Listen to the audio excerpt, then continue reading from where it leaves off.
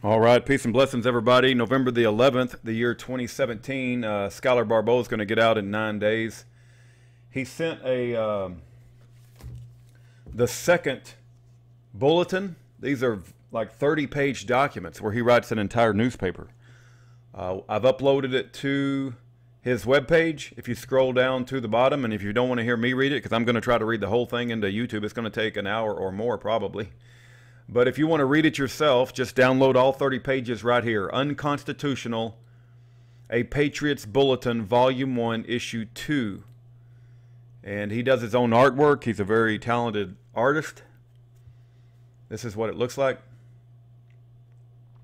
He says a compilation of articles and essays. Pro Republica Obsta Tyrannis. The tree is dead, what's mine is mine, and his is his. Creating crime, the consequence of excessive, and America's penal system. Justice for all, the forgotten ideal. You got a diagram of a ball and chain. It's very likely he drew that himself. I'm going to read just page 1 into this YouTube video, and then I'll probably use my audio recorder to upload the rest of them. And there I was.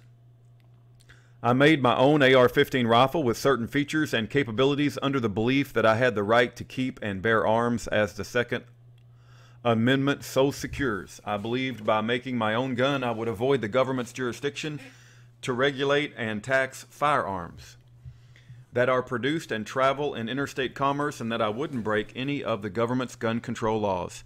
The point was not to commit crime, but to exercise my rights. The point was to prove to everyone that the Second Amendment still existed, and you could do what I did lawfully under the Constitution and Bill of Rights. Boy, was I wrong when the government came for me. Hello, my name is Schuyler Barbeau. Schuyler Barbeau. I was arrested December the 6th, 2015, before I could leave for Oregon to defend the Hammond family from federal tyranny, which ended up later turning into the occupation of the Malheur National Wildlife Refuge. The FBI basically performed a preemptive strike on me to prevent me from exercising my First Amendment right to assemble and protest government oppression. Since I served the Bundy family during their stand against federal tyranny in 2014 and served in other similar operations, the government doesn't like me. They think I am and have labeled me a domestic terrorist. I swore an oath when I joined the Marine Corps to support and defend the Constitution and my fellow citizens. The government doesn't like that about me either, so they charge me under Internal Revenue and Interstate Commerce laws for making my own gun, and have wanted the maximum 10-year sentence until recently.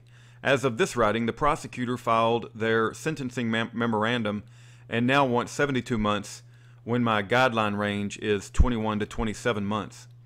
I represented myself at trial June the 5th and 6th, but then changed my plea to guilty after realizing that there was no way I was going to win.